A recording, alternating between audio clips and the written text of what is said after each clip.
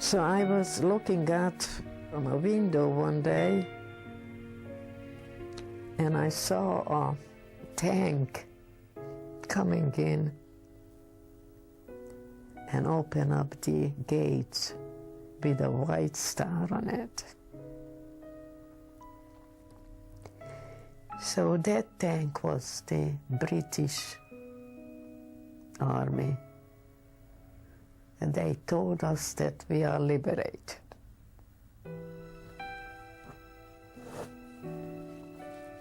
That was April 15, 1945.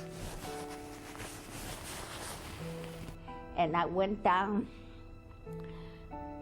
to the yard to see it's really true that the Germans are gone, that we don't see no one. They told us we are liberated. We were so happy and everything. The Americans came and they threw cigarettes and chocolates from the truck. Some of them were Jewish. I must have looked very pitiful because I had lice. I was skeletal, and one of the GIs jumped out of the Jeep and put me in the back seat. And the Jeep turned around and went back to Wells, to a nearby city. And there was a small American field hospital set up. I had literally huge boils, pussy boils all over my body, crawling with lice. I must have looked like a real shaggy dog. They washed my body.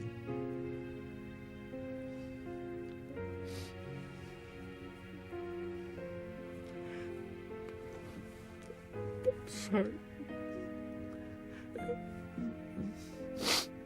As I lay there, one of the men was washing my body and was crying the whole time. It was such a touching moment.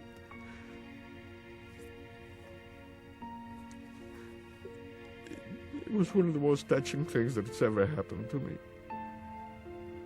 Everybody, the war was ending, everybody was looking for relatives. So people were going back and forth, you know, like I never went, but some men came to the camp and they found their wives, they found their sister, and then they said, your brother is over there. And how do you feel, I mean? Where you go now?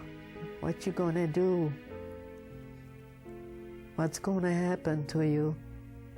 But I want to tell you one thing. When they brought us in this town, and they led us out from those jeeps, and we were walking, and people from the windows were screaming, "Oh, we thought they killed them all." That feeling I never forget. How I felt, I said, so I have to go through that hell and survive and lose my whole family, so they would scream, "We thought you were all killed." Trains were coming back to a radio station in Mako.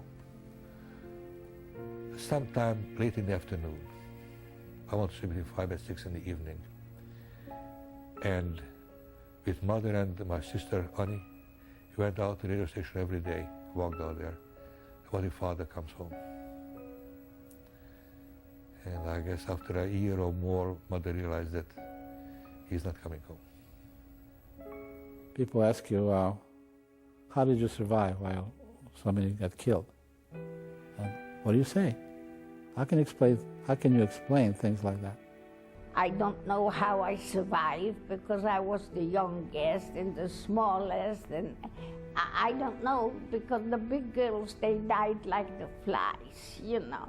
You don't complain. You don't think about yesterday. You don't think about tomorrow. You just handle the situation the best you can under the circumstances with what you have to work with. That's how you survive. And of course, I'm here because of circumstances, of being right place, or just lucky. Right there and then I said to myself, what the Germans did to me and my family is not normal. If they were normal, they wouldn't do this. So if I reciprocate and do the same thing that they have done to me, I'm not any better than they are. So if I survived, I want to live in a better world. That world is going to have to start with me. So I don't hate, because when you hate, there's no stopping. You hate yourself, and it continues over and over and over and over again. They hate my children, and my children hate their children, and it never stops. Okay? It's got to stop someplace. And you can't expect somebody to love you if you hate them. You have to love first, give first, and then you can receive.